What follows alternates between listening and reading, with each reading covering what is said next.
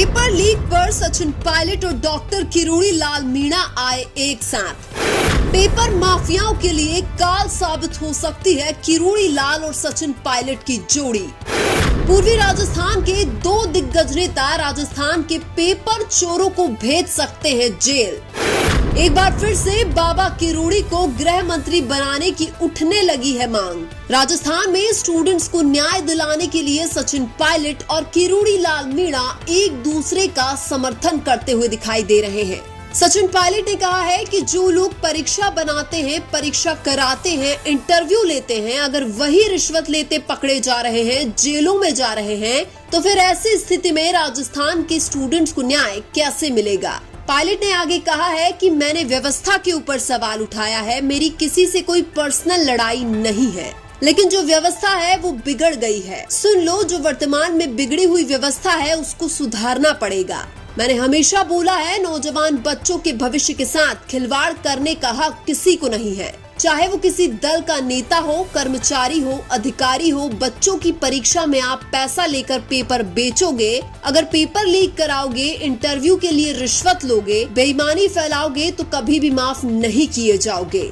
लाखों बच्चे तैयारियां करते हैं, उनके माँ बाप अपना पेट काट कर बच्चों की ट्यूशन की फीस जमा कराते हैं, कोचिंग कराते हैं, हॉस्टल में रखवाते हैं, शहर में जाके बच्चे रहते हैं, 2-2, 3-3 साल तक मेहनत करते हैं और फिर परीक्षा देते हैं तो पता लगता है कि पेपर लीक हो गया है, पेपर कैंसिल हो गया है। तो क्या बीतती होगी गरीब परिवार के बच्चों के दिल पर। बड़े बड़े धन्ना सेठों के बच्चे परीक्षा नहीं देते हैं, यह परीक्षा देते हैं गांव में रहने वाले गरीब किसान परिवार के लोग। पायलट की बोली हुई इन बातों पर किरोड़ी लाल मीणा ने भी पूर्णतः समर्थन किया है।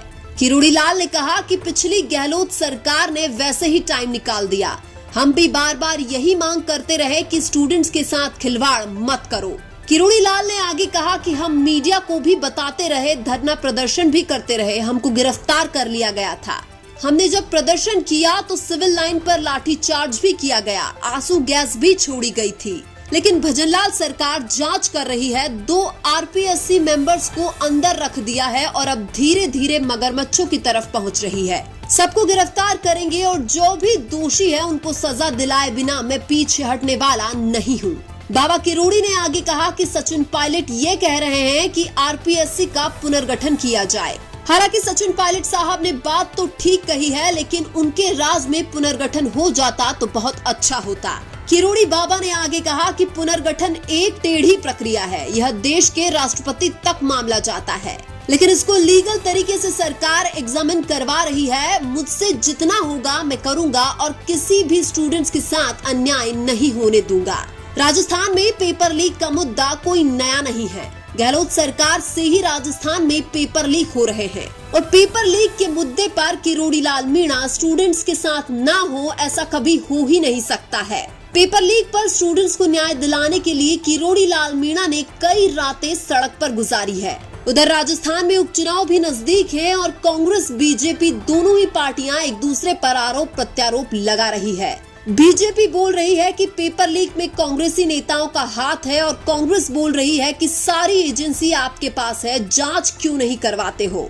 उधर किरोड़ी लाल मीणा का ये कहना है कि पेपर लीक में अभी तक छोटी मछलियां पकड़ में आई हैं, अभी तो बड़े मगरमच्छों को पकड़ना बाकी है। और अगर भजनलाल सरकार भी पेपर लीक पर कोई कार्रवाई नहीं करती है तो वो दिन भी दूर नहीं जब किरोड़ी लाल अपनी ही सरकार के खिलाफ सड़कों पर आंदोलन करते हुए दिखाई देंगे। राजस्थान में किरोड़ी लाल मीणा ही एकमात्र ऐसे नेता हैं जो अपनी ही सरकार के खिलाफ भी धरना दे सकते हैं और आंदोलन कर सकते हैं। किरोड़ी लाल मीणा को किसी भी पद का लोभ या लालसा नहीं है, वो कई बार मंत्री पद को भी ठोकर मार चुके हैं। किरोड़ी लाल मीणा को गृह मंत्री बनाने की जो मांग उठ रही है वो एकदम सही है, क्योंकि किरोड़ी लाल मीणा के गृह मंत्री बनते ही गृह मंत्रालय में आने वाली एसओजी बहुत ही जल्द पेपर चोरों को जेल में डाल देगी। किरोड़ी लाल के गृह मंत्री बनने से कानून व्यवस्था सुधरेगी और पेपर चोर भी चोरी करने से पहले 3 बार सोचेंगे। लेकिन आपको क्या लगता है, किरोड़ी लाल मीणा को गृह मंत्री बनाया जाना चाहिए या नहीं? कमेंट करके जरूर बताइए। वीडियो अच्छा लगा तो लाइक कीजिए और हमारे चैनल मीणा की आवाज को सब्सक्राइब कीजिए। धन्यवाद।